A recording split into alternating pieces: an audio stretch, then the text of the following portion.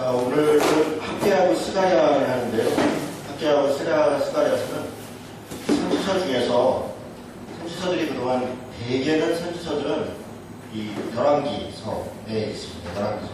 지금 녹화하는 건가요? 지금 녹화하는 건가요? 대개는 이제 열왕기서에 있습니다. 북이스라엘 왕정 시대에 이렇게 있는 왕들이 또 시대가 부패하고 하나님 말씀을 떠나 있으니까 주로 선지서들의 내용은 돌아오라요. 돌아오라.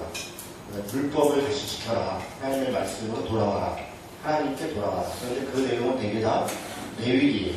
레위기의 내용을 너희들이 어겼다. 혹은 뭐 이렇게 지키지 않았다. 이렇게 왜곡시켰다. 이런 내용들이 선지서들이 대개 대부분입니다. 그런데 학개하고 스가랴는 좀 특이해요. 이거는 왕정시대도 아니고요. 대상도 이 포로에서 돌아온 사람들인데 이 주제가 돌아오라가 아니에요. 돌아오라가 아니라 물론 이제 돌아오라는데 돌아오는 내용이 순종하라. 순종. 근데 그 순종이 율법에 순종하라 그게 아니라 성전을 지라고 명령을 해보고 시작을 했으니까 그걸 다시 지어라. 그렇게 그래야 회복된다. 그래서 성전을 짓는다고 할 때는 이 하나님 중심적인 신앙을 회복하라는 거예요. 하나님 중심적인 신앙. 그래서 이들이 다시 성전을 짓는 것은 그동안 포로 잡혀가서 성전이 무너지고 성전이 없는 상태에서 말씀을 중심으로 해서 하나님을 섬겼는데 다시 돌아와서 하나님 중심의 생활을 회복해라.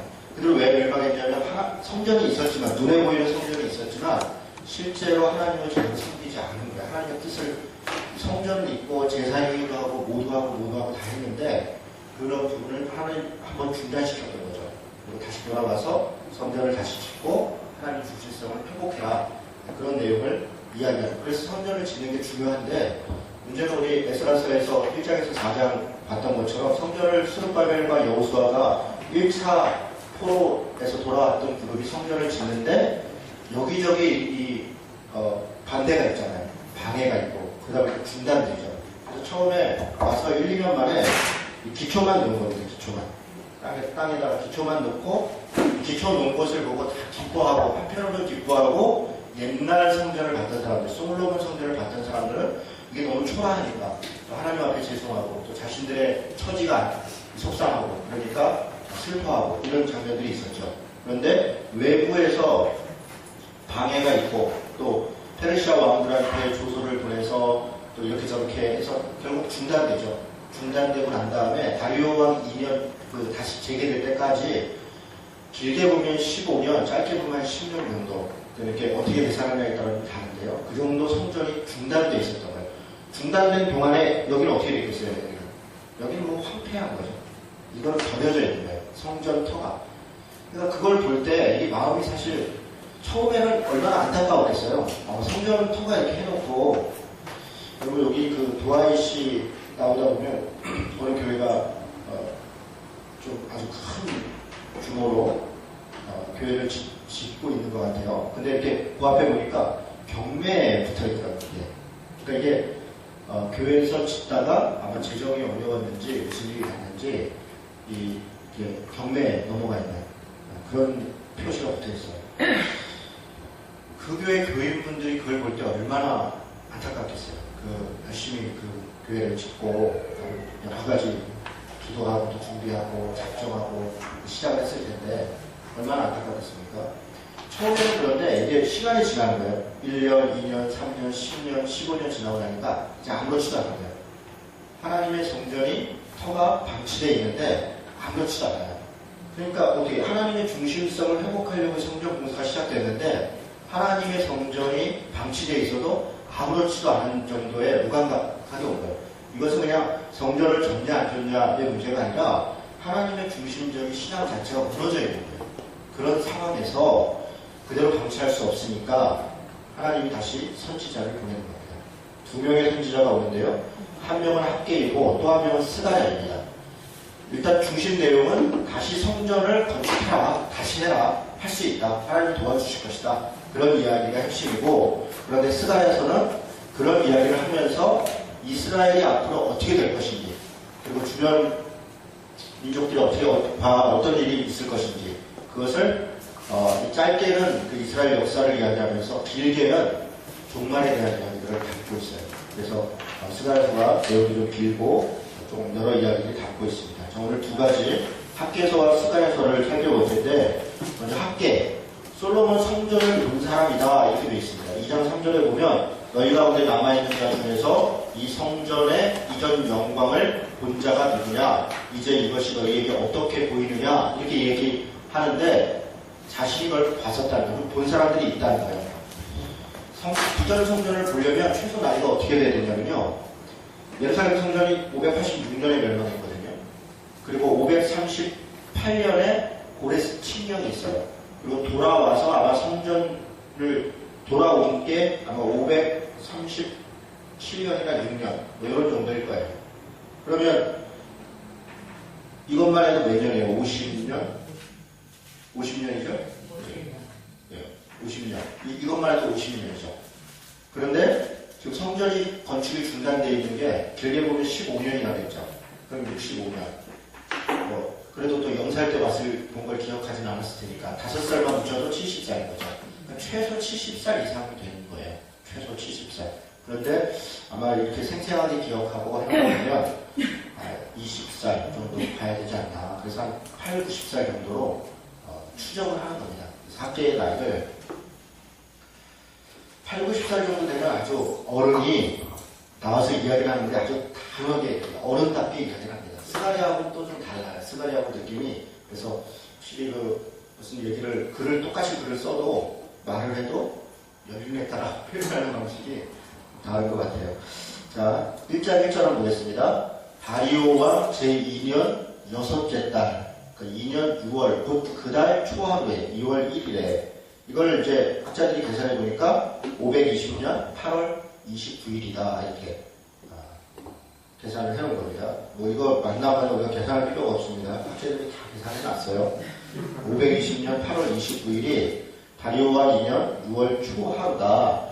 그때 여호와의 말씀이 선지자 학개로 말미암아 스왈디엘의 아들 유다 총독 스룹바벨과 여호사닥의 아들 대제사장 여호수아에게 임하니라. 근데 이 표현이요, 선지자 학개가 이 스룹바벨에게 또 여호수아에게 말했다, 이런 표현이 한 3-4번 나옵니다. 1장하고 2장 사이에. 근데 이 표현을 가만히 읽어보면요, 우리한테는 선지자가 대단한 인물이죠. 선지자 그러면 하나님이 보낸 분. 그런데 이 선지자라는 말이 나비라는 말인데 그냥 보냄받은 자 이런 얘기. 그래서 뒤에 어딘가에는 선지자라고 하고 13절에 보니까 1장 13절은 사자 학개가 이렇게 되어 있어요. 사자, 여호와의 사자. 사자라는 말은 말라크라는 말인데요, 그냥 사자 그러니까 굉장히 이렇게 좋은 말 같은데 그냥 보낸 자, 하나님이 보낸 자 이런 의미예요. 무슨 얘기냐면 지금 스룹바벨을 설명할 때는 스왈드알의 아들 유다 총독 스룹바벨을 이렇게 소개해요. 그리고 여호수아를 소개할 때는 여호사닥의 아들 대제사장 여호수아를 소개해요. 대단한 집안 사람이라는 거예요. 그 아버지인 스왈드알 얘기하고 여호사닥 이야기하는 것을 그 민족 사람들이 그 아버지 이름을 들으면 그 집안의 아들인데 그것만으로도 인정받을 만한데 더군다나 직책이 대제사장이에요. 직책이 총독이에요. 그러니까 일반 평범한 사람인 학개가 하나님이 보냄받은 자, 우리가 볼 때 그런 거지만 평범한 노인네가 대제사장에게 그리고 이 총독에게 하나님의 말씀을 전하는 거예요. 담대하죠. 학개가 굉장히 담대하고 그리고 그것을 듣는 거예요. 그만큼 권위가 있는 이야기였고 여러 이야기들이 그런 배경을 가지고 있어요. 그래서 그 다음에 만군의 여호와가 이같이 말하노라. 이 백성이 말하기를 여호와의 전을 건축할 시기가 이르지 아니하였다. 그러니까 백성들은 지금 얘기하는 거예요. 지금 10년, 15년이 지났는데도 아직 때가 되지 않았다. 그러니까 무슨 때를 기다리겠어요? 페르시아의 왕이 허락할 때를 기다리는 거예요. 혹은 우리 안에 재정이 좀 넉넉해서 할만해서 충분히 감당할 때를 기다리는 거예요. 지금 먹고 살기가 어렵지 않냐. 이 뒤에 보면은 수학을 해도 잘 안 되고 나의 한계가 들고 뭔가 열심히 일해도 남는 게 별로 없는 거예요. 그런 생활을 벌써 한 10년 가까이를 해오는 거예요. 성전이 중단된 이후에. 그런 생활을 하면서 우리 형편부터 좀 나아지면 그러면 그 다음에 하자. 그럼 때를 기다리는 거예요. 또 하나는 정치적으로도 아직 상황이 안 좋지 않냐. 지금 그 방해하는 사람들 여전히 방해하고 있고 페르시아의 왕은 뭐 그러고 조서 중단해라 해놓은 상태에서 다시 하라 얘기도 안 하고 그런데 여러분 여긴 역설에 있는 거예요. 페르시아 왕한테 언제 다시 가서 그걸 해명하고 요구하고 그런 노력을 안 하는 거예요. 그냥 감나무에 감 떨어지기를 그냥 기다리고 있어요. 그리고 아직 때가 되지 않았다. 이렇게 얘기하는 거예요. 그 사이에 4절에 보니까 이 성전이 황폐하였다. 이 황폐라는 말이 내팽개쳐졌다는 거예요. 이 성전이 내팽개쳐졌고 너희가 이때에 판벽한 집에 거주하는 것이 오느냐. 판벽하다는 것은요. 지붕이 있다는 거예요. 지붕이 있다는 얘기는 따뜻한 집에 산다는 거예요. 그러니까 너희는 소리도 막고 지붕을 두고 그러니까 그럴듯하게 그래도 이렇게 벽도 만들고 지붕도 만들고 물론 어려웠죠. 가난하죠. 그렇지만 그래도 저거보다는 낫지 않죠. 근데 내팽개쳐져 성전은 내팽개쳐져 있는데 너희들은 이렇게 편벽한 집에 살고 있지 않냐. 지금 그것을 학계가 한탄하는 거예요. 그리고 8절에 보니까 9절에 그것에 대해서 학계가 또 뭐라고 얘기를 하냐면 뒤에 보면 이것이 무슨 까닭이냐? 내 집은 황폐하였으되 너희는 각각 자기의 집을 짓기 위하여 빨랐습니다.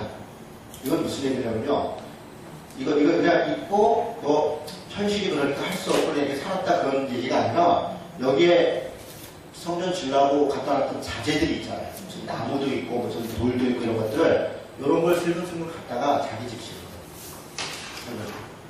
너희는 너희 집 짓기에 빨랐다. 왜냐면 그거 그냥 갖다 놨던 것들 가져오고 이렇게 저렇게 해서 성전은 어차피 나중에 짓자. 그러니 그냥 여기 있는 걸 좀 쓰자. 여러분 누가 먼저 이렇게 했겠어요? 그냥 일반 백성들이 이거 가능하겠어요? 아니죠. 이거 관리하는 사람들이 먼저 했겠죠. 총독들, 제사장들 이런 사람들이 뭐 큰 거 쓸만한 거 다 가져갔을 것이고 그러니까 그 밑에 또 백성들도 그냥 허른 거 하나씩 주워갔을 것이고 이러지 않겠습니까? 그것을 지금 통탄해 하는 것입니다. 통탄해 하는 것이에요. 너희는 아직 때가 되지 않았다. 그렇게 얘기하지만 그런데 제가 학계는 뭐냐면 하나님이 도우시니까 이미 때가 됐다. 때 기다리는 게 아니라 하면 된다. 이제 그런 얘기를 하는 거예요. 지금 학계는. 그리고 그러면서 6절에 보니까 5절에 그러므로 이제 만군의 여호와가 이같이 말하노니 너희는 너희 행위를 살필지니라. 이 너희 행위를 살펴라. 이거를 5절에도 얘기하고 7절에도 얘기해요. 만군의 여호와가 말하노니 너희는 자기 행위를 살펴라. 무슨 얘기입니까? 바르지 않은 행위를 한다는 거예요. 하나님을 믿는다고 하고 하는데 그들의 행위는 아까 이렇게 뭐 주워갖고 이런 정도가 아니라 아예 무관심한 거예요. 하나님을 믿고 하나님을 믿는 자로 살아가는 것에 무관심한 행위 가운데, 행실 가운데 있는 것을 질타하는 것이죠. 그 결과는 6절에 너희가 많이 뿌릴지라도 수확이 적고 먹을지라도 배부르지 못하고 마실지라도 흡족하지 못하고 입어도 따뜻하지 못하고 일꾼이 싹을 받아도 그것을 구멍 뚫어진 전대에 넣음이 되느니라. 왜 이들이 성전을 중단하고 자기 삶에 chấp 착했냐면 잘 살려고 많이 먹고 즐거우려고. 그런데 해도 그렇게 않다는 거예요. 자신들의 삶을 자기들의 기쁨을 찾아서 살아본들 그렇지 않더라. 그렇지 않더라 이런 얘기를 하는 거예요. 그리고 9절에 너희가 많은 것을 바랬으나 도리어 적었다. 너희가 그것을 집으로 가져갔으나 내가 불어버렸다. 집으로 가져가도 내가 불어버렸다. 만군의 여호와가 말하노라. 10절에 그러므로 너희로 말미암아 하늘은 이슬을 그쳤고 땅은 산물을 그쳤으며 내가 이 땅과 산과 곡물과 새 포도주와 기름과 땅의 모든 소산과 사람과 가축과 손으로 수고하는 모든 일에 한제를 들게 하리라. 한제는 뭐 선이 비슷한 거, 추위 같은 거예요. 그런 게 들면 용사 막치는 거죠. 잘 안 되는 거죠. 그러니까 결국은 자신들의 욕심, 자기 잘 살려고 자기 욕망으로 하나님을 조금 등지고 살려고 했는데 결과는 그래 본들 별게 없더라는 거예요. 뭐 그렇다고 해서 잘 살지 못하는 사람이 다 못 살고 그런 게 아니에요. 뭐 더 잘 사는 사람도 있고 권력을 가진 사람도 있겠죠. 그런데 그게 허전한 거예요. 그게 별게 아니라는 거예요. 그런 이야기들을 하는 겁니다. 그러면 어떻게 하라는 거냐? 8절에 같이 한번 읽겠습니다. 8절, 자, 시작.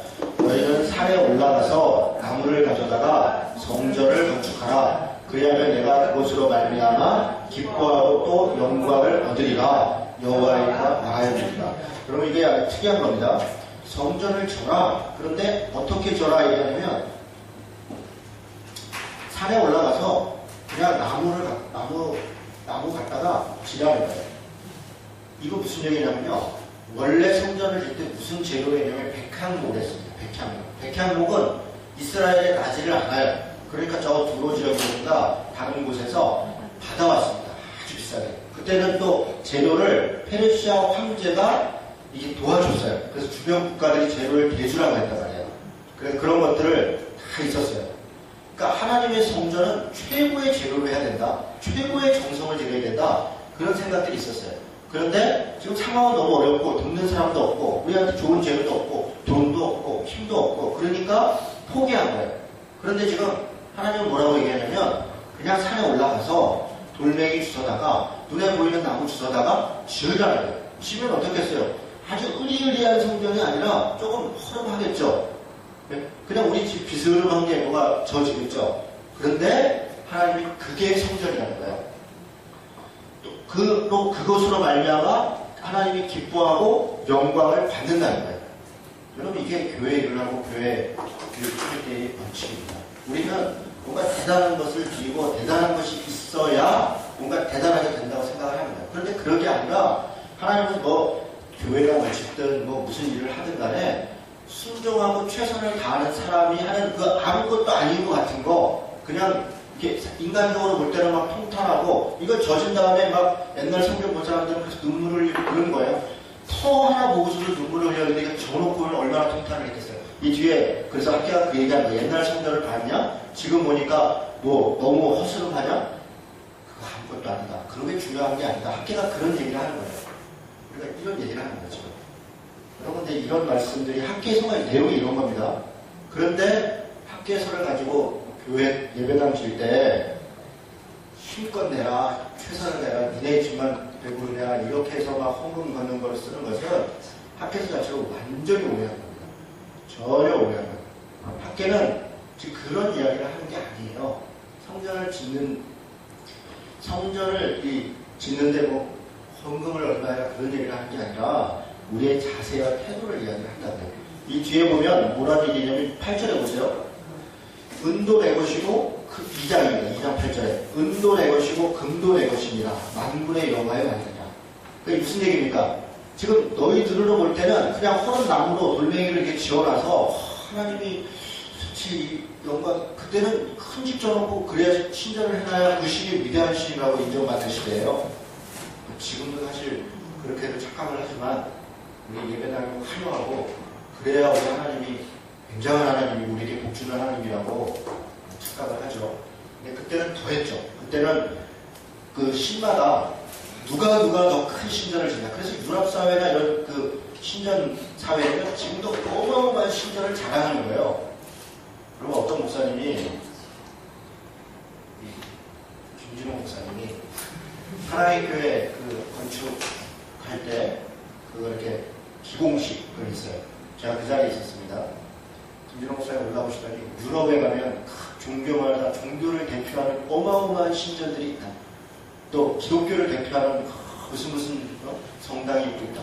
우리나라도 한국 기독교를 대표하는 그런 쉬는 성전이 있어야 되지 않나. 이 사랑의 교회가 그런 성전이 되기를 축원합니다. 자, 짜증이 기독교에 왜 그런 게 필요해요? 아니 기독교에 왜 그런 게 필요하죠? 왜 기독교를 대표하는 건물이 필요해요? 무슨 랜드마크 만들어요? 63빌딩을 만들어요? 이런 발상 자체가 얼마나 이게 기가 막힌 거 아니에요? 전 세계 기독교의 최고의 많은 기독 인구가 우리 한국에 있다. 몇십만 명, 몇백만 명의 교회 예배당이 몇 개가 있다. 없어서 랜드마크가 없어요? 우리나라에? 우리 전 세계 기독교 10위 안에 드는 교회 다 우리나라에 있는데 크기도 그렇고 도대체 뭘 얼마나 크게 지어야 돼요? 차라리 여의도 땅을 다 사가지고 거기다 아예 공설운동장도 안 되지. 더 커야 되지 않냐? 잠실운동에 10배만 하면 짓지. 그쯤 되면 세계가 알아주겠어요? 한국이 대단한 나라가 하나님을 있어요. 이런 어리석은 짓들을 이 학계서를 이용해갖고 성경 건축인 역정을 하고 있으니 이게 말이 됩니까? 도대체 성경을 어떻게 보는 거예요? 내가 보는 성경은 그런 내용이 아닌데 자기들은 어떻게 보는 거예요 도대체? 기가 막히죠. 여러분 성경 건축하는데 학계서 이용하는 거는 정말 말도 안 되는 겁니다. 예배당 질 수 있죠? 최선을 다해 지면 되는 형편대로 옮길만 하면 옮기면 되는 거죠. 그거를 그냥 성전이라는 말 자체도 쓰면 안 돼요. 아니 성전이 언제적 성전이에요? 도대체.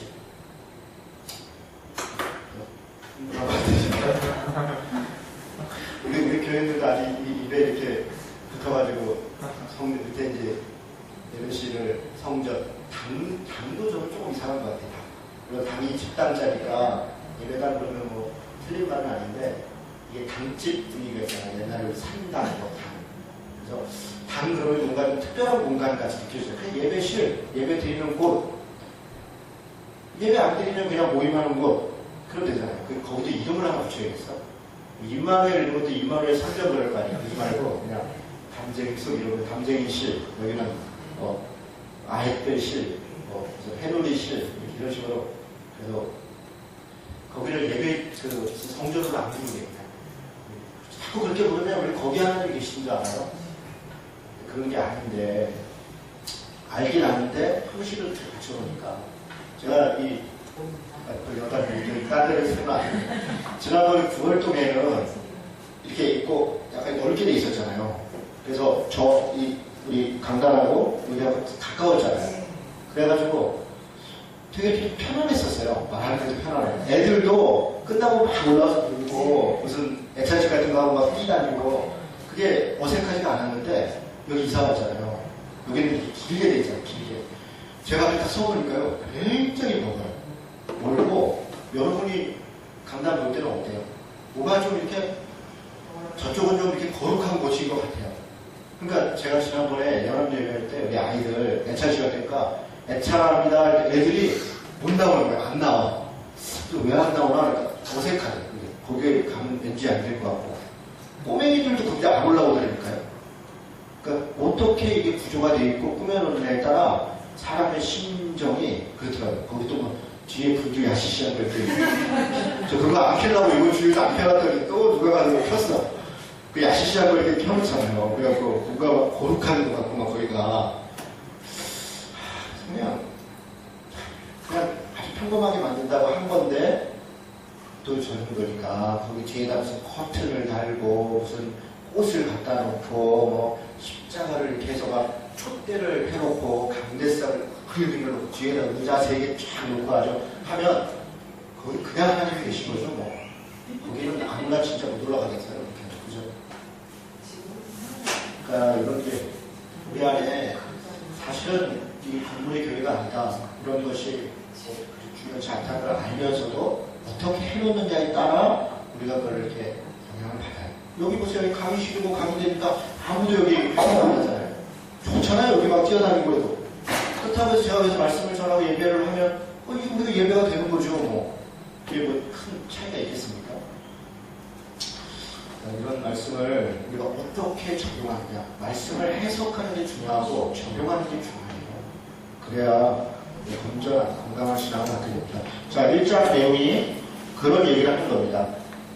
다시 하나님의 때, 너희들은 아직 때가 안 됐다고 얘기하지만 근데 그 때가 안 됐다는 이유가 외부적 환경이 그렇고 외교적으로 페르시아의 군사적인 게 뭐가 어떻고 지금 우리가 가진 게 어떻고 얘기하지만 학계는 뭐라고 해요? 이미 때가 됐다는 거예요. 그냥 올라가서 해라는 거예요. 그 때 따로 있는 게 아니라는 거예요. 하나님이 하라고 하면 되는 것이다. 이런 얘기를 하는 거예요. 자, 그 얘기를 구체적으로 12절부터 또 합니다. 스왈델의 아들 수르바벨과 여호사델의 아들 대제사장 여호수아와 남은 모든 백성이 그들의 하나님 여호와의 목소리와 선지자 학계의 말을 들었으니 다행이죠. 들었어요. 학계가 지금 이 표현들은 뭐냐면 그냥 노인네 학계가 얘기를 하는데 그 대단한 이 대제사장 수르바벨과 대단한 여호수아와 이 총독이 하나님의 역사하심이 있는 거죠. 하나님의 역사하심이 있었고 그들이 순종했더라. 순종하니 역사가 일어났더라. 지금 그런 표현들을 하고 싶은 거예요. 그때 여호와의 사자 학계가 여호와의 위임을 받아 백성에게 말하여 이르되 여호와가 말하노니 내가 너희와 함께하노라 하니라. 여호와께서 스왈벨의 아들 유다 총독 스룹바벨의 마음과 여호사닥의 아들 대제사장 여호수아의 마음과 남은 모든 백성의 마음을 감동시키심에 그들이 와서 만군의 여호와 그들의 하나님의 전 공사를 하였으니 다시 시작했어요. 그리고 공사를 시작한 때는 다리오 왕 제2년 여섯째 달 24일이었더라. 이날이 며칠이냐? 520년 9월 21일. 520년 9월 21일에 공사가 시작되고, 공사 완성은 언제 됐냐? 에스라서 4장에 보면 5장에 보면 공사 완성은 516년에 됐습니다. 516년. 4년 정도 걸렸어요. 4년 만에 공사를 끝내요. 물론 그 사이에 여러 또 도움들을 받습니다. 시작을 하니까 여러 우선들이 돕고 합니다. 자, 그리고 나서 지금 1장은 다시 시작해라, 그래서 순종했다, 했다, 이런 얘기를 하고, 2장은 다시 이제 그 설명들을 좀 하는 거예요. 보충 설명. 7째 달, 그달 21일에, 날짜가 좀 지나갔죠? 아까는 6째 달이었는데, 여기 7째 달이죠? 여호와의 말씀이 다시 선지자 학계에게 임했는데, 너는 스왈벨의 아들 어쩌고저쩌고에게 말해라. 자, 너희 가운데 남아있는 자 중에 이 성전에 이전 명망을 본 자가 있느냐? 너희는 볼 때는 보잘것없지 않냐?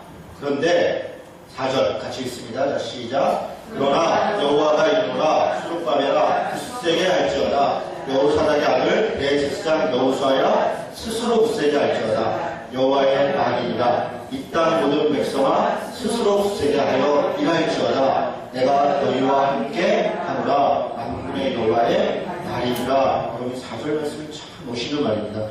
뭐냐면 스룹바벨아 여호사닥아 백성들아 다 부르면서 뭐라고 얘기하면 스스로 굳세게 해라. 스룹바벨이 대제사장이거든요. 대제사장이 대제사장으로서 자신이 해야 될 일을 하라는 거예요. 제사장은 제사장 일을 하면 됩니다. 총독은 총독의 일을 하면 돼요. 백성은 백성의 일을 하면 돼요. 각자 자기에게 주어진 일을 하면 됩니다. 대제사장이 두려워할 이유가 없어요. 자기에게 주어진 일을 담대하게 감당하면 되는 겁니다. 총독은 총독으로서 질서를 지키고 뭔가를 만들고 방비하고 하는 일들을 하면 되는 겁니다. 백성들 안에서도 다 여러 분들이 있을 거 아닙니까? 역할이 있을 거 아닙니까? 그걸 그냥 하면 되는 겁니다. 각자 이렇게 하면 어떻게 하나님이 한명씩 선을 이루시는 것은 하나님이 하신다는 거예요. 힘을 어디서 내냐? 스스로 굳세게 하는 거예요. 스스로 굳세게 하면서 하나님이 이미 힘을 주셨어요. 우리와 함께 하시니까 하나님이 함께 하지 않기 때문에 힘이 없다 그러지 말고 힘을 내라는 거예요. 힘 내면 힘이 난다는 거예요.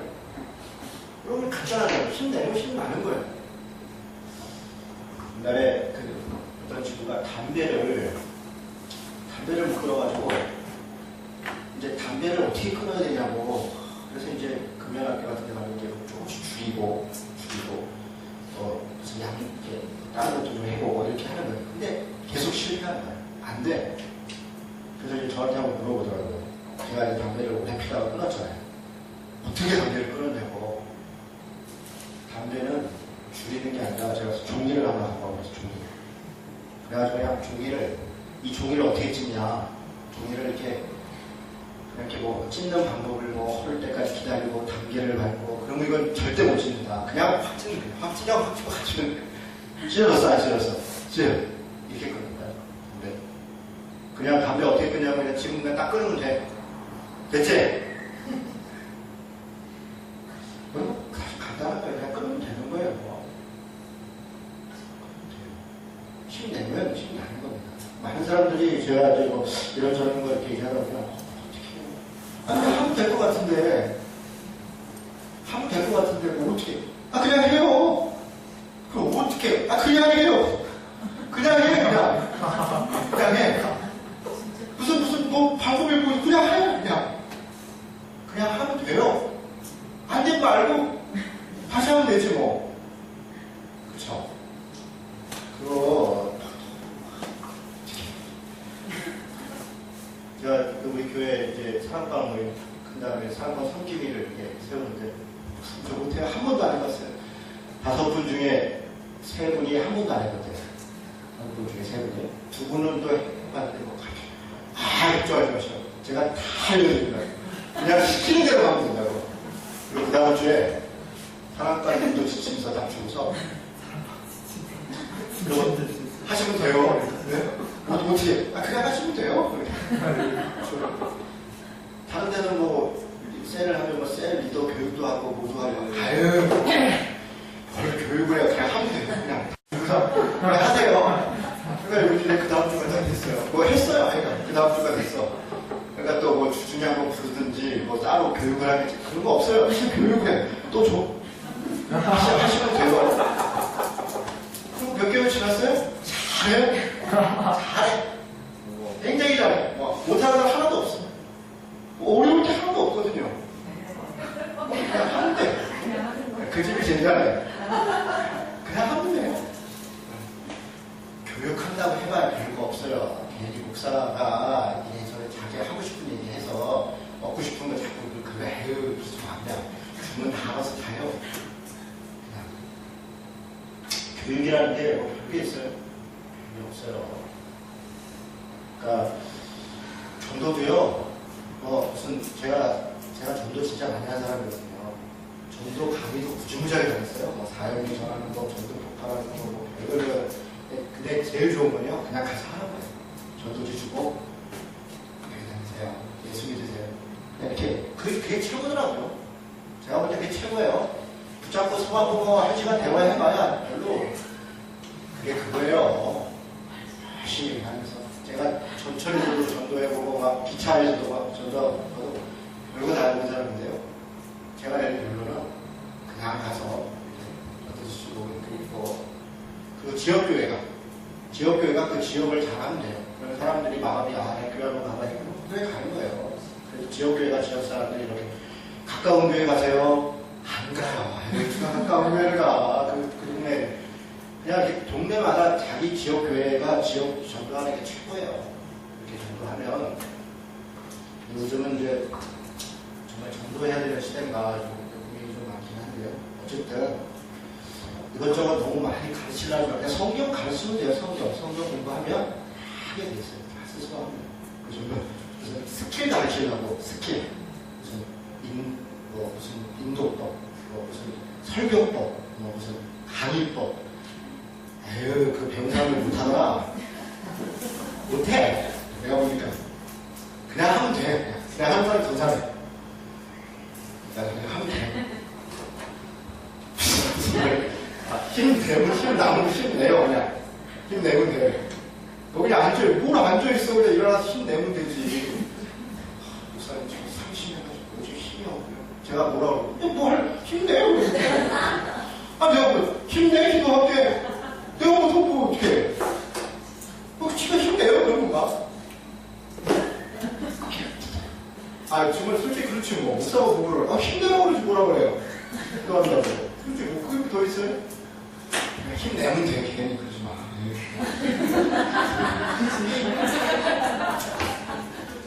전에 너희가 애굽에서 나올 때 내가 너희의 언약한 말과 나의 영이 계속하여 너희 가운데 머물고 있나니.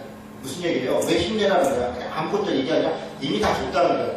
하나님의 언약을 했다. 내 백성 삼았다는 거야. 너희 내 백성 삼지 않느냐. 그리고 내 영이 너희 가운데 있지 않냐.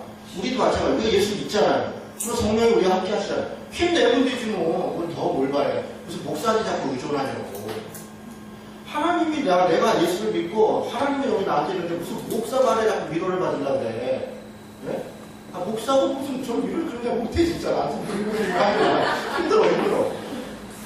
참 힘들어요 정말. 그건 좀 따뜻하게 하시는 분한테 좀 받아. 나는 그런 거 잘 못해요. 힘내. 그냥 가요. 하나님을 믿고 하나님의 성령이 안에 있으니까 그러니 두려워하지 말고 힘내라는 거예요. 그리고 하면 된다는 거예요. 됐죠? 힘내면 됩니다. 그게 근거예요. 끝이에요. 은도 내보시고 금도 내보시고 만물의 여호와의 발이니라. 이 성전의 나중 영광이 이전 영광보다 더 큰 것이라. 너희들 눈에 볼 때는 아무것도 아닌 것 같지만 그러나 이때 영광은 또 나중에 더 큰 성전일 거다. 그래갖고 뭐 저쪽에 헤롯 성전으로 바뀌었다. 이건 또 엉뚱한 소리 하시면 그런 게 아니에요. 이 영광은 우리 그리스도의 성전된 그리스도를 얘기하는 것이고 우리들을 얘기하는 거예요. 이 영광이 옛날에 그 솔로몬 성전 져놓고 수렵바를 거기서 제사하는 것보다 훨씬 더 큰 영광이 있다는 거예요. 그게 원래 더 본질적이라는 거예요. 이전 영광, 나중 영광이 좀 더 크고다. 만군의 여호와의 말이다. 내가 이곳에 평강을 줄 것이다. 만군의 여호와의 말이니라. 하나님은 성전이 훌륭하냐 적으냐 그거에 관여하는 게 아니라 그 안에 예수 믿는 사람들이 언약을 의지하고 영을 의지하고 그렇게 예수 믿는 사람답게 당당하게 믿음을 갖고 힘내서 살아가면 그것이 하나님의 영광이 된다는 거예요. 그것이 진짜 성전이라는 거예요. 그 얘기하는 거예요. 이해가 되셨죠? 2장입니다. 뭐 다 읽고 별로 할 게 없어. 그래서 자 2장 10절에 보니까 9째 달 24일에 이거는 무슨 얘기냐면 율법에 대해 묻는데 저를 보세요. 이런 얘기예요. 자, 거룩한 게 있었다. 거룩한 거를 쌓는데 그 천을 다른 것에 대면 그게 거룩해지냐? 아니요. 그러면 부정한 게 있었다. 부정한 거를 다른 것에 대면 그게 부정해지냐? 부정해지냐. 자, 이건 무슨 얘기냐면 전염병 같은 거는 예를 들어보세요. 전염병 같은 거는 다른 데 붙으면 전염돼야 안 돼요? 전염돼요. 그런데 이렇게 내가 깨끗하고 해서 옆에 있다고 해서 이 사람이 그냥 같이 깨끗해지냐? 아니에요. 이 사람은 자기 손 씻고 와야 돼, 자기가. 내가 손 씻고 와서도 이 사람 더러우면 자기 손 씻고 와야 돼요. 그러니까 거룩함은 하나님 앞에 각자의 모습이라는 거예요. 지금 그 얘기를 하는 거예요. 너희들이 지금 돌아와서 성전을 지으려고 했다. 성전을 그냥 짓는다. 하나님이 거기서 이렇게 회복시킨 것만으로 너희들이 거룩해지지 않았다는 거예요. 뭐냐? 성전 지으라고 명령을 받았으면 그걸 순종하는 것이 거룩해지는 것이다. 그냥 가만히 있으면 그냥 그렇게 거룩해지는 게 아니다. 오히려 죄가 창궐해서 죄가 더 이렇게 마치 전염병처럼 늘어난다. 그러니 정신 차리고 순종하고 성전 다시 져라. 이런 얘기 하는 거예요. 이 얘기가. 표현이 진짜 그런가? 진짜 그래요. 이거 보시면 돼요. 그런 내용이에요. 많은 복잡하게 되어 있는데 됐죠? 15절 이제 원하건대 너희는 오늘부터 이전 곧 여호와의 전에 돌이 도류에 놓이지 아니하였던 때를 기억하라. 그때는 어땠냐? 그러니까 성전 짓기 전에는 이런저런 제약 아까 1장에 얘기했잖아요. 뭐 해도 안 되는 거야. 뭐 해도 그냥 내가 열심히 하는데 결국은 다 그냥 고만고만한 거야. 그런 어려움이 있지 않았냐. 18절 너희는 오늘 이 절을 기억하라. 9째 달 24일 곧 여호와의 성전 지대를 쌓던 날부터 기억하여 가라. 성전 다시 세우니까 하나님의 함께 하시고 오늘부터는 내가 너희에게 복도 줄 것이다. 그러니 어떻게 하라는 거예요? 순종하고 성전부터 져라. 그런 얘기 하는 겁니다. 자 20절부터는 그래서 하나님이 하늘과 땅을 진동시켰고 여러 왕국의 보좌를 엎을 것이고 뭐 23절에 만군의 여호와가 말하노라 스와이들의 아들 내종 스룹바벨아 여호와가 말하노라 그날에 내가 너를 세우고 너를 인장으로 삼으리니 이는 내가 너를 택하였습니다. 만군의 여호와의 말이니까. 사실 이거는 그 후에 다윗 자손들 뭐 예수 그리스도까지에 대한 예언을 얘기하는 겁니다. 그렇게 해서 하나님이 다시 새롭게 할 것이다. 그런 얘기를 하는 겁니다. 됐죠? 네, 앞에서 잠깐 쉬었다 스가랴 합니다.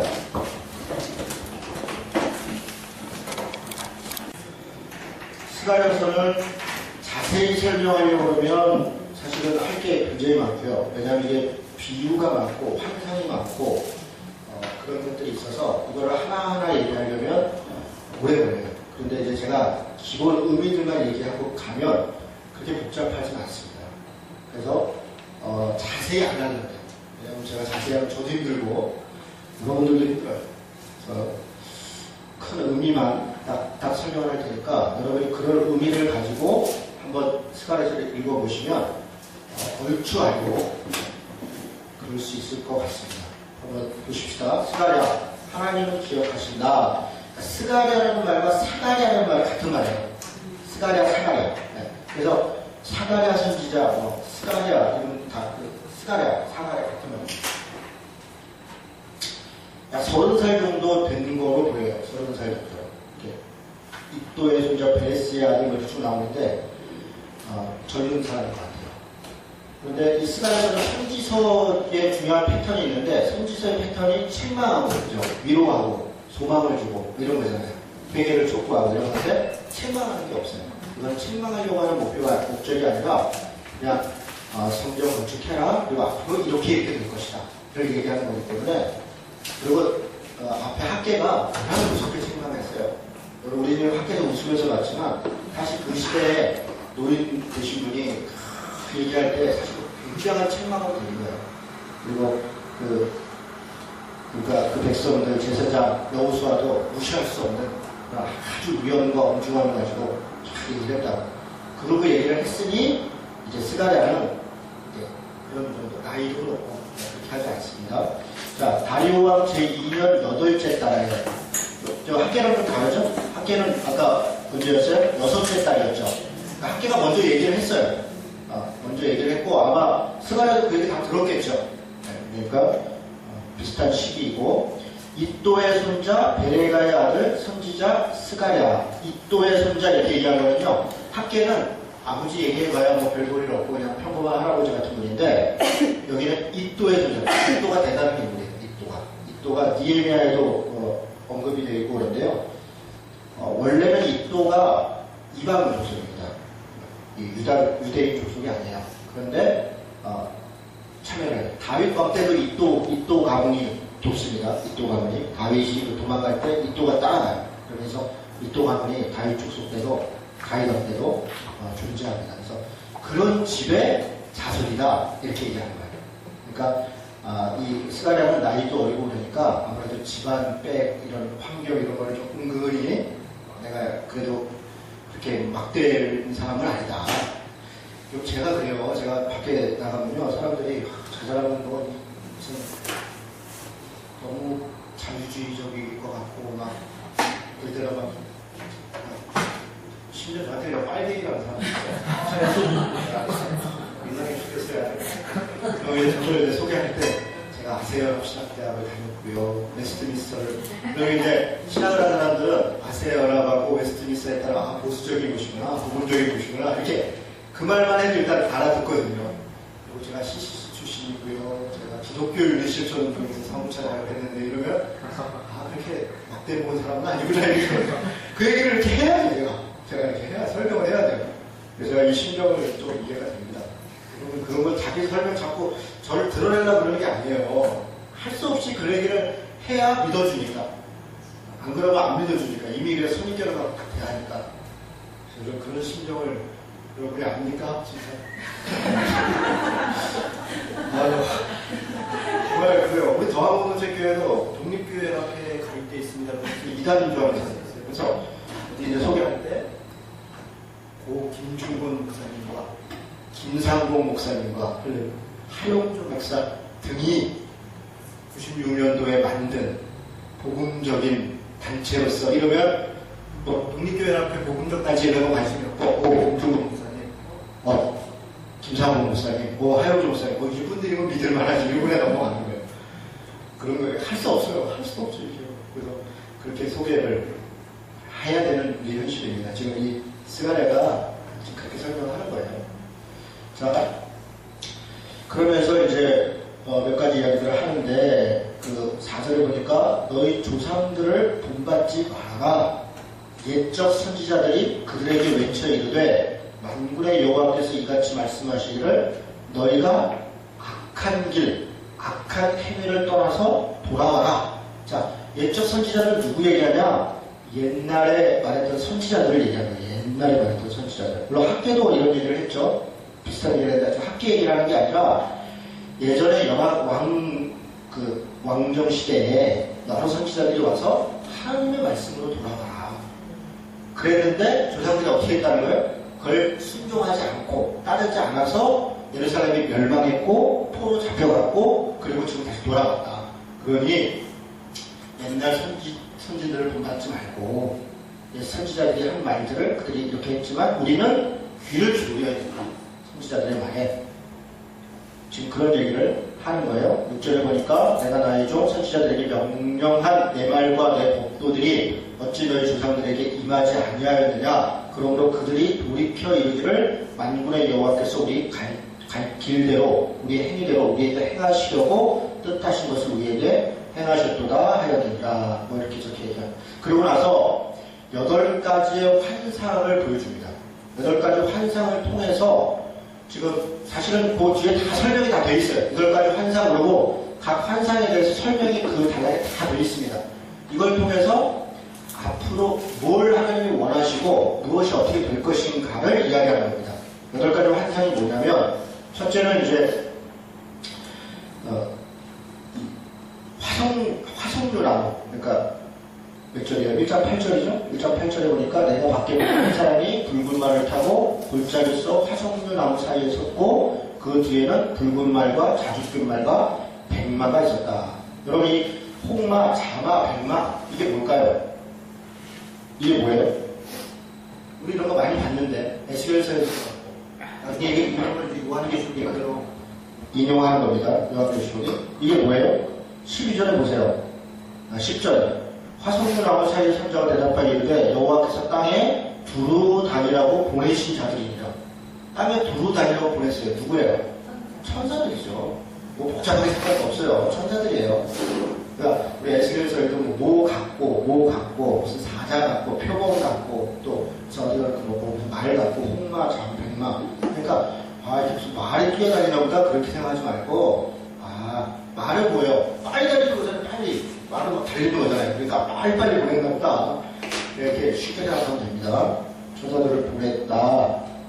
그래서 12절에 보니까 여호와 천사가 대답하였는데 만군의 여호와여 여호와께서 언제까지 예루살렘과 유다 성읍들을 불쌍히 여기지 아니하시려 하시나이까 이를 노하신 지 70년이 되었나이다. 이제 다시 이렇게 회복되기를 바라는 그런 것들이죠. 그런데 14절에 보니까 여호와의 말씀에 내가 예루살렘을 위하여 시온을 위하여 크게 질투한다는 것은 열심을 냈다는 얘기예요. 열심을 내서 안일한 여러 나라들 때문에 심히 진노하는데 뭐냐? 주변 나라들이 내가 분명히 좀 노했죠. 예루살렘 때문에 화도 났고 근데 그들은 힘을 내어 고난을 더했다. 그러니까 주변 국가들이 지나치게 포괄적이고 폭력적이고 또 불리하게 그렇게 내 백성들을 대했다. 그런 얘기를 하는 거예요. 그러므로 여호와가 이처럼 말하노라 내가 불쌍히 여김으로 예루살렘에 돌아왔은즉 내 집이 그 가운데 건축되리니 예루살렘 위에 먹줄이 쳐지리라. 그러니까 먹줄은 건축한다는 의미예요. 예루살렘 성전이 건축될 거다. 그가 다시 외쳐 이르기를 만군의 여호와의 말씀에 나의 성읍들이 넘치도록 다시 풍성할 것이고 다시 시온을 위로할 것이고 다시 예루살렘을 택하리라. 17절이 주제입니다. 다시. 그래서 하나님이 다시 회복시킬 거다라는 것을 얘기하는 게 첫 번째 환상의 내용입니다. 됐죠? 별로 안 어렵죠? 그냥 읽어보면 그냥 그 내용이에요. 이런 식이에요. 두 번째는 네 뿔과 네 대장장이가 있는데 예를 들어 네 개의 뿔과 네 뿔은 사실은 여기 보면 그대로 뭐라고 되어 있냐면 예루살렘을 흩트린 뿔들이라. 예루살렘을 침략했던 뿔들이 뭐야? 아수르, 이집트, 바벨론, 페르시아죠. 우리 지난번에 다니엘서 공부할 때 푸른 국가를 얘기한다 했잖아요. 어떤 왕국 그리고 혹은 왕을 얘기한다 했잖아요. 그거 똑같은 겁니다.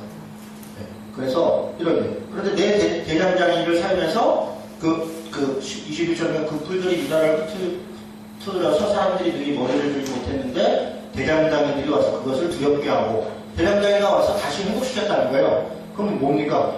다른 나라를 또 사용했다는 겁니다. 이집트, 바벨론, 페르시아, 헬라 그 나라들 와서 이렇게 할 때 그 다음 나라가 거기 무너뜨려서 또 이렇게 하고 그런 얘기예요 지금. 됐죠? 네, 바로 복잡한 얘기가 아닙니다. 세 번째 2장이죠. 쉽다. 쉽죠? 엄청 쉽지 뭐. 엄청 쉽지. 이거 가지고 막 소설 쓰는 분들 계세요. 그래서 소설 그냥 소설을 읽으면 됩니다. 내용이 그렇게 복잡한 내용이 아니에요. 그리고 자꾸 소설을 쓰고 그러시면 안 돼요. 2장 1절 내가 눈을 들어보니까 측량줄이 그의 손에 있더라. 그래서 2장 4절에 보니까 측량을 한다는 건 뭐예요? 이제 성전 지으려면 측량을 해야 되는데 2장 4절에 성곽 없는 성읍이 될 것이다. 성곽 없는 성읍이라는 건 뭐냐면 눈으로 볼 때는 뭐 초라해 보이고 대단해 보이고 그런 게 아니라 하나님이 계신 성전은 측량할 수 없는 완전한 축복과 완전한 회복으로 있을 것이다. 그래서 5절에 여호와의 말씀에 내가 불로 둘러싼 성곽이 되며 그 가운데 영광이 되리라. 그런 얘기예요. 됐죠? 6절에 오후라 너희는 북방 땅에서 북방 땅 뭐 7절에 답이 그냥 있어. 바벨론 성 써 있잖아. 그죠? 거기 와서 침략할 거다. 뭐 이런 얘기고. 됐어요? 별명이 없습니다. 넘어가십시오. 그래서 10절에 보니까 여호와의 말씀에 시온에 따라 노래하고 기뻐하라. 이는 내가 와서 내 가운데 머물 것이다. 뭐냐? 성전이 회복되어지면 하나님의 이때 머물다라는 단어가 샤켈이라는 거예요. 샤켈이 뭐냐면 임재하다, 임하다. 샤케나다. 스케노라는 단어에서 만든 누가 샤케 이렇게 써주셨는데 이마다 네, 샤케나 같은 말, 다음이 같은 말입니다. 그래서 하나님의 그 지성소에 들어가서 하나님의 지성소에 시은좌가 있다. 언약궤가 있고 그 위에 의자가 있어요. 이거를 보좌 혹은 시은좌라고 해요. 하나님 자정하는. 그래서 이때 이 좌정하는 것을 샤케라는 거예요. 샤케. 하나님 여기에 임재하신다.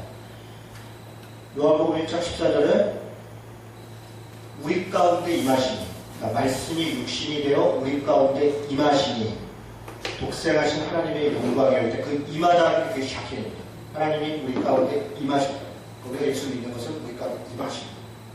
그 얘기를 합니다. 우리 가운데 머물 것이다. 제가 왜 이렇게 자꾸 얘기하냐? 아는 단어 나왔어요. 아는 단어 나오면 제가 막 나오는지 몰라요. 안 할 거니까. 아는 거는 또 막 자꾸 얘기해야 좀 아는 체를 좀 하죠. 3장, 네 번째 환상. 대제사장 여호수아가 사단에게 참소를 당하고 있어요. 이게 참 특이하죠. 하나님의 보좌 앞에 사탄이 여호수아를 마치 욥기 비슷하죠. 욥기도 막 그러니까 사탄이 와서 막 참소하잖아요. 근데 참소의 내용이 뭐냐? 가만히 보니까 여호수아가 쩔쩔매고 있어요. 뭐 이렇게 뭐 대제사장인데 여호수아가 쩔쩔매고 있어요. 그래서 왜 그런가 이렇게 봤더니 3절에 보니까 사단이 막 책망한다고 그러고 막 이런 불에서 꺼낸 그슬리려는 거 아니냐. 더럽다는 거야 한마디로. 여호수아가 더러운 옷을 입고 천사 앞에 서 있는지라 어떤 죄죠. 지금 자기가 해야 될 일을 감당하지 않고 또 제사장이지만 아마 근데 좀 슬쩍슬쩍 한 것 같아. 그래서 그런 것들에 막 죄가 다 있는 거예요. 근데 하나님이 그를 사랑하셔서 또 여호수아에게 이르시되 내가 네 죄악을 제거하여 버렸으니 내게 아름다운 옷을 입히고 정결한 관을 씌우고 그렇게 하고 사탄이 참소해도 하나님이 내가 보증한다 이러면 끝나는 거지 뭐. 그죠? 그렇게 하실 거라는 거예요. 그렇게. 그래서 3장 7절에 같이 읽습니다. 시작. 만군의 여호와의 말씀에 내가 만일 내 도를 행하며 내 귀를 지키면 내가 내 집을 다스릴 것이요 내 뜰을 지킬 것이며 내가 또 너로 여기 섰는 자들 가운데서 왕래하게 하리라. 그렇죠? 네. 대제사장이니까 제사장으로서 하나님을 섬기고 하나님의 뜻을 구달하고 하는 일을 잘 감당해라. 그러면 그 역할이 잘 회복될 것이다. 나머지는 내종 예표의 사람들이라 해서 내종 싹을 나게 하려. 이 뒷부분은 약간 싹 이런 게 원래는 그 메시아를 상징합니다. 그래서 이사야서에도 순, 싹 이런 게 많이 나오잖아요. 그래서 내종 싹이 나게 될 것이다. 그래서 약간 미래적 개념이 좀 있는 것 같습니다. 한눈에 7눈이 있다. 7눈이 있으면 잘 보이겠지 뭐. 내가 거기에 새길 것을 새기며 이 땅의 죄악을 하루에 제거하리라. 뭐 그런 거예요. 잘 보일 거예요. 됐어요? 4장 네 번째 화장까지 됐죠? 하나도 안 걸렸죠? 하나도 안 걸려. 이거 써서 쓸 게 한 개도 없어. 이제 여러분 해볼래? 상상해보니까 뭐가 되냐면 순금등대하고 두 감람나무가 있어요. 얘가 뭘까? 이 두 감람나무가 요한계시록에 나와서요. 이 두 감람나무 중에 한 감람나무가 신천지 이만희는 자기라는 거죠.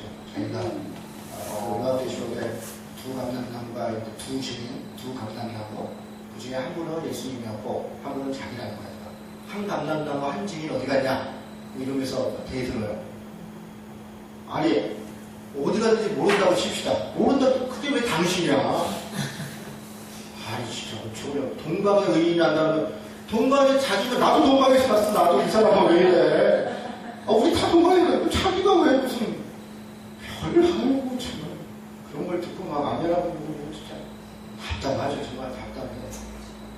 하든 안 하면 못해. 하든 안 싫어.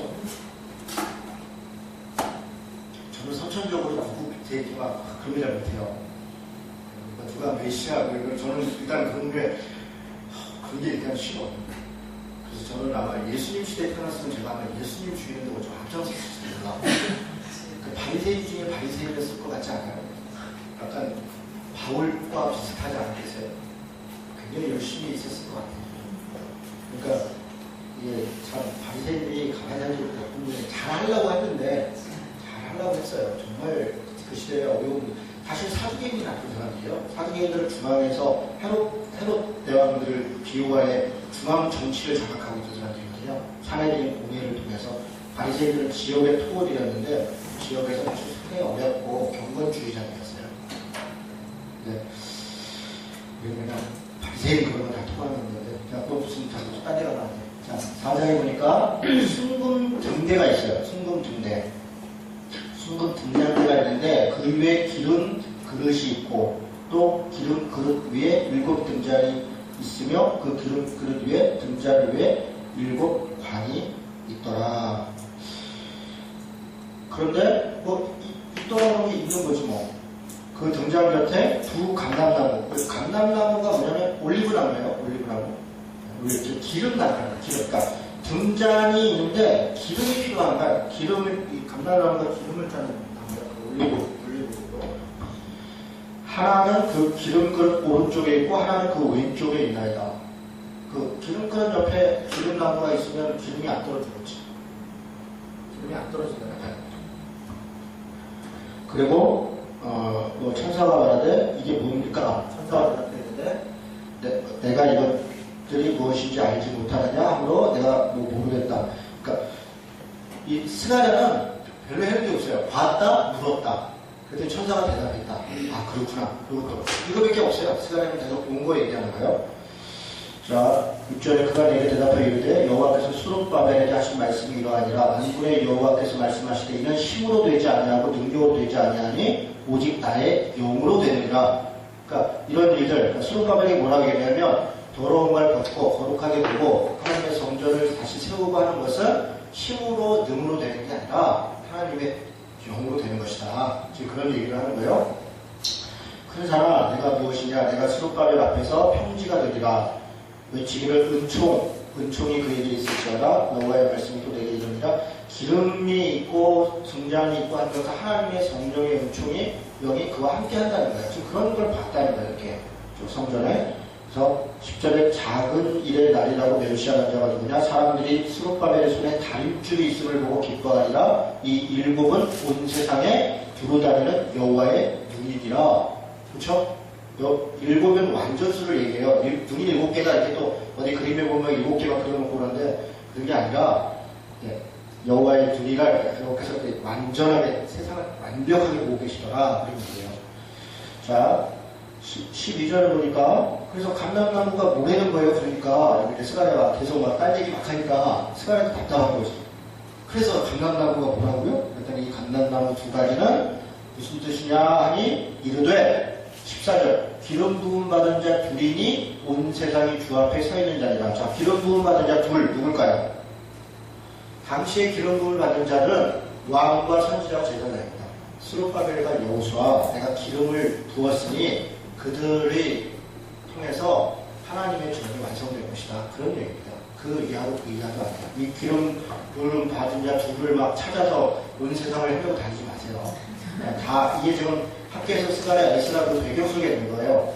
수룹바벨과 여호수아, 지금 수룹바벨 얘기 한참 했고 이렇게 하나님께서 이 성전의 그 등잔에 기름이 있어야 이게 잘 타는 거 아니에요.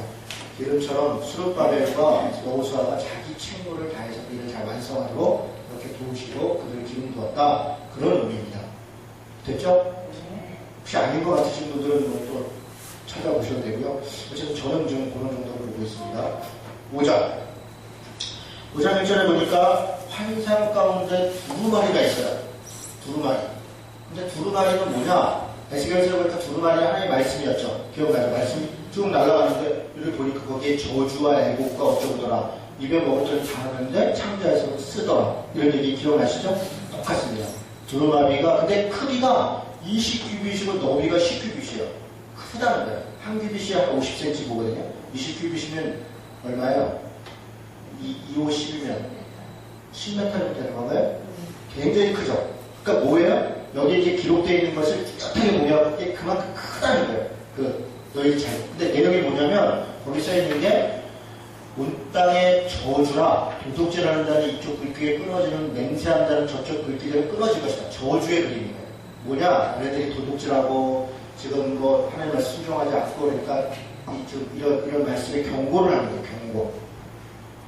만군의 여호와께서 이르시되 내가 이것을 보냈나니 도둑의 집에도 들어가며 내 이름을 가리켜 망령되이 맹세하는 자의 집에도 들어가서 그의 집에 머물면서 그 집을 나무와 돌과 아울러 살리라 하셨느니라. 그래서 순종하지 않고 하나님의 성전에서 막 훔쳐가고 이런저런 그렇게 했던 사람들은 대가를 치를 것이다 이런 얘기예요.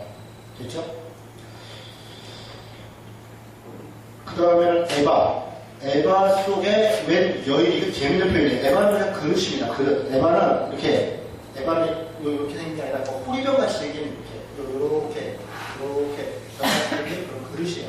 그런데 그 안에 이렇게 들여다보니까 웬 여인네가 그 안에 앉아있다는 거예요. 이게 뭐야 이게. 지금 그런 환상을 봤다. 이 에바 가운데 한 여인이 앉았는데 둥근 판두각도 들어있더라. 그가 이르되 이는 악이라. 무슨 얘기예요? 이 먹을 것, 자기들의 먹을 것 안에 더러운 죄가 있다는 거예요. 죄. 그 여인을 왜 악으로 했냐? 성경에 그렇게 말씀이에요. 잠언에 보면 여인은 죄의 대표 선수입니다. 기분 나쁘죠? 그런 거 할 수 없지. 여인 다는 아니겠죠, 설마. 지금 이거 비유예요, 비유. 그렇죠? 지금 다 비유를 얘기하는 겁니다. 자, 내가 9절에 내가 또 눈을 들어본즉 두 여인이 나와. 근데 두 여인이 하계 날개 같은 날개가 있고 그 날개에 바람이 있더라. 그들이 그 에바를 천지 사이에 들었기로 내가 그 말하는 천지에 이때 그들이 에바를 어디로 옮겨가냐? 어디로 옮겨가냐면 그들이 시나이 땅으로 갔다. 그러니까 이 여인 둘이 그러니까 이건 아수르와 바벨론이구나. 아수르와 바벨론이 와서 죄 때문에, 이 죄 때문에 하나님이 징계했잖아요. 그러니까 그게 에바는 예루살렘을 얘기할 것이고, 이스라엘. 그리고 그 안에 있는 여기는, 이걸 징계하는 그 죄를 얘기했구나. 그러면 이게 시나이 땅이 왜냐면 메소포타미아 지역입니다. 그게 시나이 땅이에요. 지금 이라크. 시나이 땅 얘기할 때 그 바벨론 탑 만들 때 거기가 시나이 평지예요. 집을 지으려니 중국은 그 제처소에 머무는 게 아니라, 그렇구나. 그래서 그걸 쫓아낸다는 얘기시구나. 됐죠?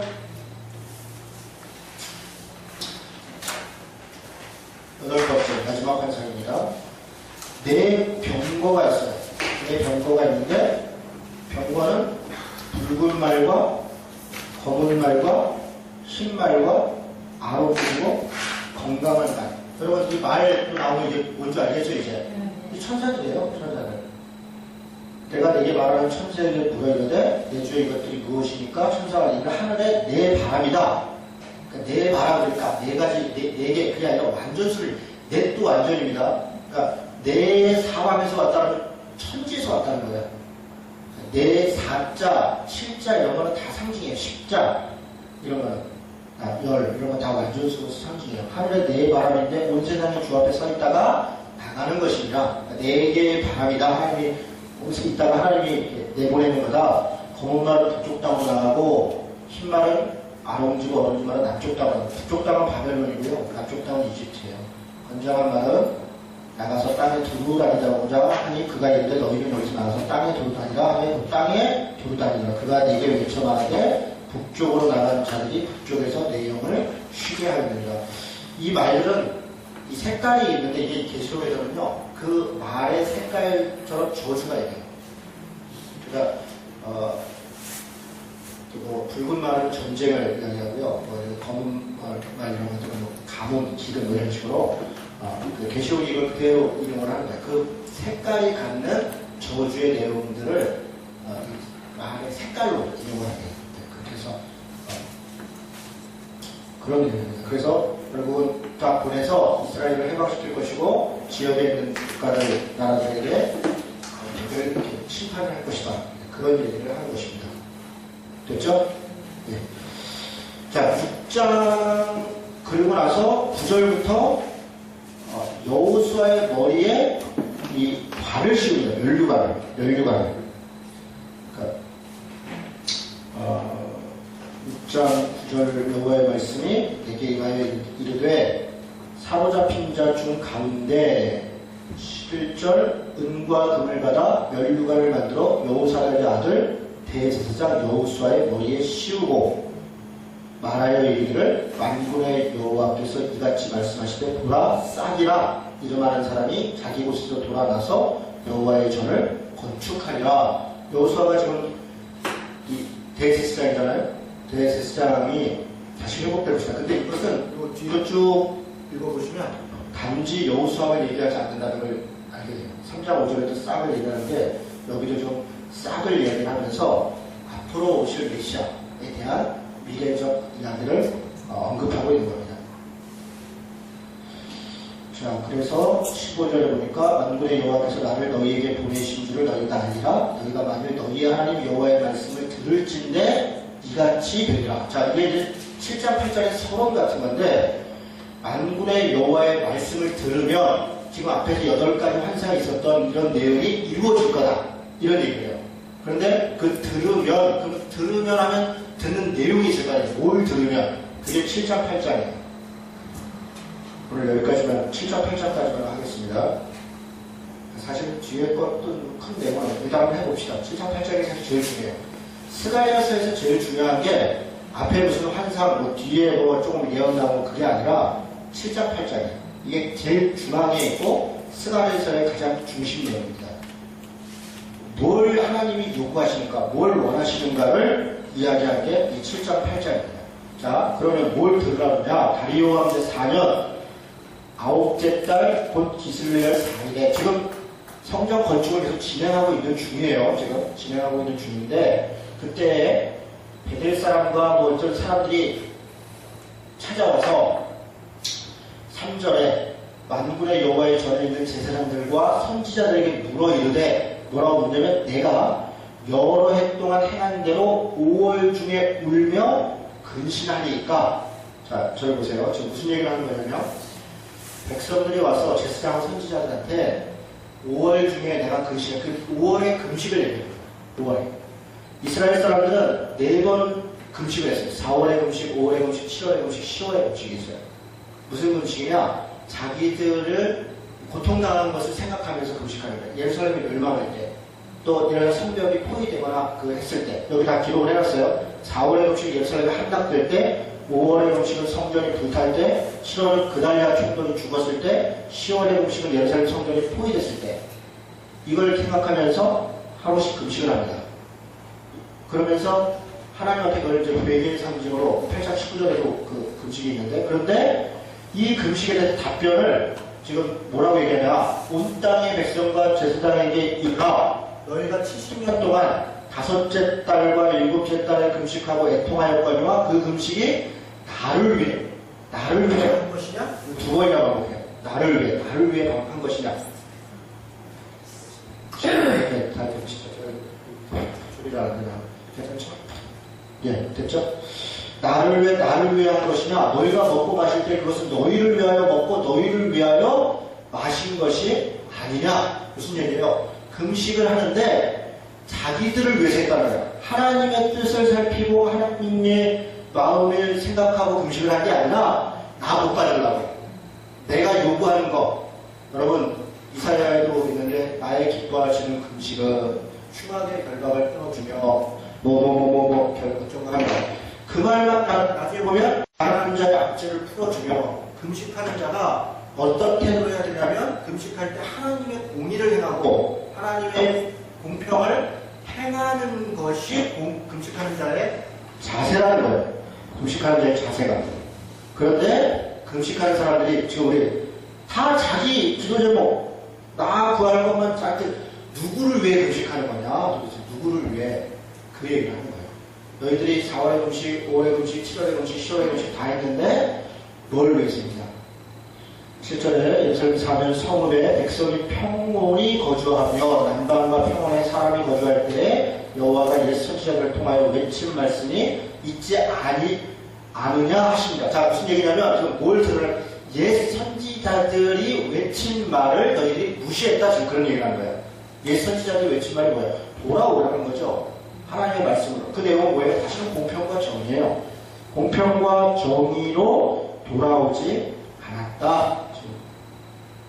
그런 얘기를 하는 겁니다. 그게 이제 8절부터 쭉 이야기하는 거예요. 금식보다 중요한 게 뭐냐? 그게 7장 이제 8절부터 쭉 얘기합니다. 자, 잘 들으세요. 여호와의 말씀이 스가랴에게 임하여 이르되 만군의 여호와가 이같이 말하여 이르기를 너희는 진실한 재판을 행하며 진실한 이메트이고 재판 미슈파트죠. 미슈파트가 이 공평입니다. 공평. 진실한 재판을 행하며 서로 인애와 헤세드죠. 긍휼을 베풀며 그러니까 진실과 재판, 공평과 인애와 긍휼과 정의와 이런 거를 행해야 된다는 거예요. 바보와 나그네의 비판 자를 압제하지 말며 서로 헤아리고 마음에 도모하지 말라. 그들이 듣기를 싫어하여 등을 돌리며 듣지 아니하려고 귀를 막으며 그 마음을 금강석 같게 하여 어떻게 할까요? 우리가 좀 하나님을 섬겨야 되지 않겠어요? 물으러 온 사람들이 이렇게 니네가 뭐 때문에 했냐 그러면서 공평과 정의를 행해놨더니 귀를 막고 듣기 싫어했다는 거예요. 왜요? 그렇게 하면 소해본다고 생각해요.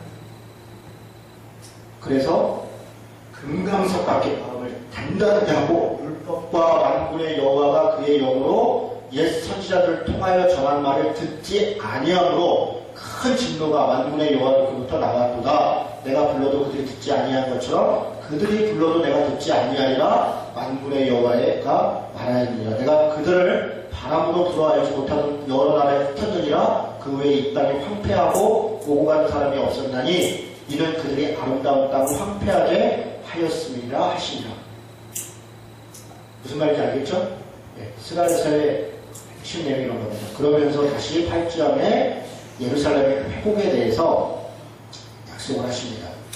그래서 7절부터 보겠습니다. 만군의 여호와가 이같이 말하노라. 내가 내 백성을 해가 뜨는 땅과 해가 지는 땅에서부터 구원하여 내고 인도하여 나가 예루살렘 가운데 거주하게 하리니 그들은 내 백성이 되고 나는 진리와 공의로 그들의 하나님이 되리라. 하나님은 진리와 공의의 공평과 정의의 하나님이에요. 그러니까 우리도 진리는 에메트인데요. 공평과 진리를 수호하고 그 진리를 수호하고 진리를 지키는 거죠. 그리고 진리를 나타내는 것은 공평과 정의예요. 그렇게 만군의 여호와가 이같이 말하노라. 만군의 여호와의 집 곧 성전을 건축하려고 그 지대를 쌓던 날에 있었던 선지자들의 입의 말을 이날에 듣는 너희는 손을 견고히 할지어다. 선지자들이 말했죠. 지금 학계나 이런 선지자들이 얘기한 것 같아요. 다시 회복돼야 된다, 회복해야 된다. 그 말을 듣는 자들은 너희 손을 견고하게 할 것이다. 자, 13절부터 가면 유다 족속과 이스라엘 족속과 너희가 이방인 가운데에서 저주가 되었으나 이제는 내가 너희를 구원하여 너희가 복이 되게 하리니 두려워하지 말아라. 그렇게 이야기하시죠. 그리고 16절 너희가 행할 일은 이것이니 너희는 이웃과 더불어 진리를 말하며 너희 성문에서 진실하고 화평한 재판을 베풀고 다시 얘기하는 거죠. 이거 안에서 너희들이 멸망했었다. 아까 실전에서 얘기했잖아요. 그리고 다시 돌아와서 성전을 짓고 다시 너희들이 할 일은 이거라는 거예요. 이거. 너희 이웃과 더불어 진리를 말하고 너희 성문에서 진실하고 화평한 재판을 베풀고 마음에 서로 해하기를 도모하지 말고 거짓 맹세를 좋아하지 말라. 이 모든 일은 내가 미워하는 것이라 여호와의 말이니라. 그리고 또 금식에 대해서 다시 한번 좀 이야기하고 19절 끝으로 보니까 오직 너희는 진리와 화평을 사랑할지니라. 금식했다고 자랑하지 말고. 여러분 혹시 보셨어요? 명함에 40일 금식 몇 번? 20일 써놓고 다니시는데? 못 보셨어요? 저한테 이게 목사님들 명함 주고 그러면 뭐 각종 그 경력이 다 있는데 그 중에 제일 특이한 게 40일 금식 이후에 20일 뭐 어쩌라고 했어요. 여러분 정말 웬만한 걸 하지 마세요. 사실 우리 죽어요. 진짜. 물론 오죽하면 그렇게 해야 될 분이 때로 계실지 모르겠어요. 그런데 그걸 자랑할 건 아니에요. 자랑하려고 했으면 절대로 안 돼요. 제가 전도사를 있던 교회 목사님이 1년에 한 번씩 20일 금식을 했습니다. 20일. 강단에서 내려오지도 않아요. 매일 20일 동안. 제가 처음에 가서 정말 그거를 존경했습니다. 어떻게 20일씩 강단에서 그 20일 동안 있으니까 막 물만 먹고 그러니까 진짜 많아요. 그러니까 성도들이 그걸 보면서 막 엄청 은혜를 받아요. 우리 목사님 기도하시고 막 설교하시고 그 기도 제목 다 갖다 드리고 목사님도 계속 기도하시고 그렇게 하셨다고요. 그런데 그렇게 20일 기도한 목사님이 반절이죠. 교회를 팔고 교인들을 하여간 뭐 그러고 가셨어요? 21금식 안 했으면 좋겠지. 차라리 안 하지 말지. 그리고 그 21금식 때는 그냥 우리 목사님 21금식 한다고 하면 막 소문이 자자하잖아요. 각종 기도제목이 세도하고 수원금과 헌금이 세도하고 그래요. 자, 보면서 이것도 일종의 행사구나. 그래서는 안 돼요. 그래서는 금식 누구를 위해서 했냐? 너희 위해서 한 거 아니냐? 우리는 우리 교회가 성장하고 발전하면 그게 하나님을 위한 것이라고 생각해요? 글쎄요. 꼭 그럴까요? 우리 교회가 크고 그러면 목사가 좋지 않겠어요? 통 좀 나지 않겠어요? 거기 장로고 집사님들이 좀 뿌듯하지 않겠어요? 어디 가서 좀 누구 때문에 교회가 바르고 성장하기를 바라는 거? 누구 때문에? 하나님을 위해서니까 정말 영혼을 사랑하는 마음 때문에 그런가? 그럼 우리가 정말 근본적으로 다시 잘 돌아봐야 돼요. 우리의 목적이나 우리의 생각들을. 자, 넘어가겠습니다. 22절에 많은 백성과 강대한 나라들이 예루살렘으로 와서 만군의 여호와를 찾고 여호와께 은혜를 구하리라. 만군의 여호와가 이와 같이 말하는가? 그날에는 말이 다른 이방 백성 10명이 유다 사람 하나의 옷자락을 잡을 것이요. 이게 무슨 얘기입니까? 말이 다른 이방 백성 10명, 10명은 10사람이라는 게 아니라 많은 사람이라는 거예요. 사람들이 유다 백성을 붙잡고 유다 백성으로 인해 산다는 거예요. 유다 백성이 그들을 챙기고 그들에게 배울 게 있고 많은 사람이 유다 백성을 존귀히 여길 것이다. 붙잡고 말하기를 하나님이 너희와 함께 하심을 들었나니 우리가 너희와 함께 가려 하노라 하리라 하시니라. 이렇게 되었죠. 공평과 정의를 행하고 사랑과 평화를 행하고 한 사람들이 그 큰 나무에 같이 있고 싶어 하는 거예요. 덕이 되고. 어떻게 그런 사람이 될 수 있을까? 어떻게 우리가 그런 교회가 될 수 있을까? 그게 우리의 문제죠. 그게 우리의 숙제고 우리가 이렇게 그런 것입니다. 부장부터는 그냥 간단하게 설명하겠습니다. 제가 보지 않고 여러분이 이 내용을 그냥 보시면 돼요. 이건 약간 미래적인 이야기들을 조금씩 하는데요. 9장에서 14장은 메시아의 오심과 구원의 회복을 이야기합니다. 특별히 9장 1절에서 8절은 열방에 대한 심판을 얘기해요. 북쪽에서 시작해서 남쪽까지 그 나라들이 쫙 나와요. 수리아 도시들, 항구 도시들, 브레스 도시들이 쭉 멸망할 것이다. 그런 얘기를 합니다. 그리고 9장 8절에서 10절은 나비를 타고 평화의 왕으로 오시는 그런 메시아에 대해서 얘기해요. 말은 전쟁을 얘기하고 나비는 평화를 얘기하는 거거든요. 나비는 상업을 위해서 쓰는 거예요. 이동을 위해서. 말은 전쟁을 위해서. 예수님이 예루살렘 성전을 들어갈 때 어린 나비를 타신 이유가 있습니다. 말을 타고 갔으면 그 로마 군인들이 전쟁하러 온 줄 알 거예요. 데리고서 말 타고 탁 들어가면 그 제자들하고 쫙 가면 이게 한방 붙잡고 오는 것보다 동기가 일어난다 그렇게 느꼈을 거라고. 어린 나비를 밑을 이렇게 가니까 그냥 들어가는구나 이렇게 되는 거예요. 이유가 있는 겁니다. 자, 백성들이 돌아오고 여호와가 구원하실 것이다. 그런데 10장 2절부터 그 밑에는 뭐냐면요. 목자가 없으므로 공고함을 당한다. 목자들을 노려보면 목자들이 있는데 양을 함부로 대하고 막 잡아먹고 막 험하게 대하고 그래서 그 목자들에게 벌을 준다. 그런 이야기들이 쭉 나와요. 됐죠? 네.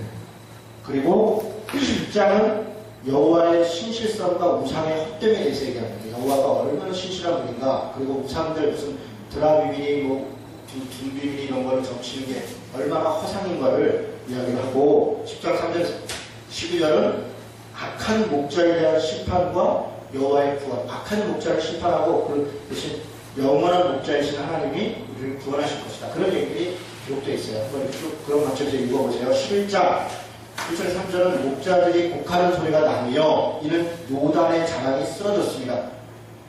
가만히 보면 성경은요, 일반 백성들의 죄악에 대해서 사실은 관대해요. 또 용서하죠. 그런데 지도자들, 방백이라든가 제사장이라든가 이런 목자라든가 아주 엄합니다. 신약 성경에 그래서 많이 선생되지 말라고 했고요. 많이 맡은 자들에게 많이 맞을 거다. 알고 해가면 많이 맞고 적게 해가면 적게 맞을 것이다. 물론 모른다고 해서 그냥 용서되는 건 아니에요. 알려고 해야죠. 그러나 책임을 많이 맡고 이런 사람들에 대해서는 아주 똑똑하게 책임을 묻는 걸 봐요. 참 그런 관점을 우리가 잘 볼 필요가 있습니다. 자, 11장에 뭐 목자들 뭐 그런 얘기들이 있고요. 그리고 다시 이렇게 회복되는 얘기들이 있고요. 11장 16절에 보면 보라 내가 한 목자를 이 땅에 일으키리니 이렇게 얘기해요. 한 목자를. 이것은 사실은 여기서는 하나님인데 나중에 궁극적으로 예수 그리스도를 얘기하는 거죠. 그리고 11장 17절 화이스 진저 양떼를 버린 못된 목자여 이런 얘기를 해요. 그런 얘기들이 있고요. 12장 이스라엘에 관한 여호와의 경고의 말씀이 있습니다. 그래서 12장에서 14장까지는 모든 이방 국가와 마지막 전투를 벌이고 이방 국가를 여호와의 거룩한 나라로 바꾸어가는 보다 먼 미래의 종말론적인 얘기입니다. 근데 구체적으로 어떤 시대 어느 얘기인가 그거는 몰라요. 네, 잘 모릅니다. 계시록에 이 얘기들이 사실 반복되어 있어요. 마지막 전투 그리고 뭐 이렇게 거룩한 나라의 회복 뭐 이런 얘기들이 쭉 반복되어 있습니다. 그때와 그 시는 우리가 모릅니다. 자, 12장 8절에 보니까 여호와가 예루살렘 주님을 보호하리니 뭐 이런 얘기고요. 10절에 그들이 그 찌른 바 그를 바라보고 그를 위하여 애통하기를 예수 그리스도의 죽음을 얘기하는 것처럼 보여요. 네, 그런 표현들이 쭉 있고요. 13장 1절에서 9절은 우상, 거짓, 예언자, 목자에 대한 심판이 있습니다. 그래서 이것도 계시록에 그대로 있죠. 거짓 선지자들이. 그러니까 이게 이 12장부터 14장은 요한계시록이 상당 부분 이용을 하고 가지고 나탔습니다. 13장 2절은 거짓 선지자와 더러운 귀신을 이 땅에서 떠나게 할 것이며 4절은 그날의 선지자들이 사람을 속이고 7절에 목자를 치면 양이 흩어지려니와 그러면서 양이 흩어질 때 어떻게 하냐면 3분의 1은 나가서 죽고 3분의 1은 져서 죽고 3분의 1은 또 살아요. 근데 이건 보니까 남은 자들이 있다는 거예요. 남은 자. 네. 그래서 연단에서 금같이 나오는 남은 자들이 있다. 그러니까 환란도 있고 연단도 있고 이런 어려움이 있지만 또 여러 거짓 선지자도 있고 모두 있고 뭐 속이는 것도 있지만 그 가운데서 연단한다는 것, 금같이 연단한다는 것은 그냥 아무 일 없이 가만히 있는 게 아니에요. 금 연단하려면 뭐 매도 많고 어렵죠. 그 환란과 어려움을 통과해서 남은 자들은 구원을 받는다. 그런 이야기는 꼭 마치 계시록 같죠. 계시록에서 이야기하는 내용이 사실 이 얘기랑 똑같습니다. 14장 1절에서 11절 여호와의 날이 도래하는데 전쟁과 천지지변이 있는 것을 얘기합니다. 그리고 7절에서 11절은 기후변화가 이것도 계시록과 똑같습니다. 순서나 내용이 14장 9절에 여호와께서 천하의 왕이 될 것이다. 14장 11절 다시는 저주가 없고 평안이 될 것이다. 궁극적인 구원이 있을 것이다. 그리고서 대적자들이 받을 재앙에 대해서 이야기하고 살아남은 이방 나라 사람들에 대한 구원을 이야기하고 14장 20절 21절 마지막으로 읽겠습니다. 14장 20절 21절 제가 이거를 찾아가면서 자세히 설명하면 오래 걸리는데 그렇다고 해서 꼭 많이 남는 것도 아니에요. 그래서 이 정도로 그냥 쭉 설명하고 이렇게 읽는 데만 도움이 되는 게 좋을 것 같습니다. 14장 20절 21절 같이 읽습니다. 그날에는 날 밤에까지 여호와의 성결이라 기록될 것이라 여호와의 전에 모든 소리 제단한 주발과 다름이 없을 것이니 예루살렘과 유다의 모든 솥이 만군의 여호와의 성물이 될 것인즉 제사를 드리는 자가 와서 이 솥을 가져다가 그것으로 고기를 살리리라. 그날에는 만군의 여호와의 전에 가나안 사람이 다시 있지 아니하리라. 아멘. 그날에 여호와의 날에는 솥이라는 것은 먹고 사는 건데 모든 걸 대표하는 거예요. 모든 것이 다 거룩하게 될 것이다. 그날에 가나안 사람이 뭡니까? 지금 그 민족은 안 되는 게 아니라 가나안 족속을 얘기하는 거예요. 그때 타락했고 부패했고 다른 신을 섬겼고 공평과 정의가 없었고 그런 것 우상 숭배하고 공평성과 정의가 없는 자들은 하나님의 나라에 갈 수 없다. 그런 사람 없다라고 하는 얘기를 하는 거죠. 요한계시록하고 사실은 많이 비슷합니다. 그래서 실제 얘기를 많이 이용하고 있어요. 한번 읽어보시면 좋겠습니다.